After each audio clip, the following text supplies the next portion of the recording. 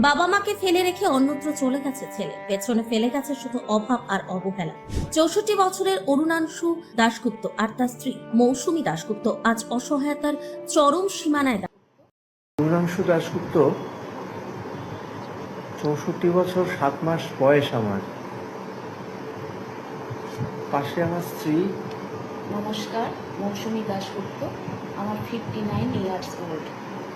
আমরা দুজনে আজকে অত্যন্ত অসহায় অবস্থার মধ্যে পড়ে এই ভিডিওটা করছি আর কি, আপনাদের কাছে পেশ করছি। এটা আমাদের আসলে যেটা হয়েছে যে আমরা ভীষণভাবে সংকটপূর্ণ একটা অবস্থার মধ্যে দিয়ে জীবন কাটাচ্ছি। আজকে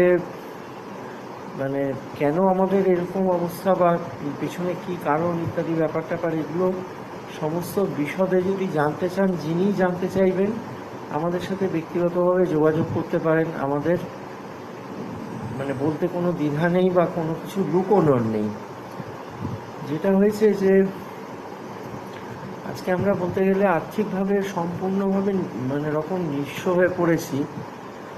আমাদের একটিমাত্র ছেলে উপযুক্তভাবে শিক্ষিত, সে কম্পিউটার সায়েন্স ইঞ্জিনিয়ার ইত্যাদি MBA করেছিল। তো তার পেছনেই আমরা কনসেন্ট্রেট করেছিলাম সমস্ত।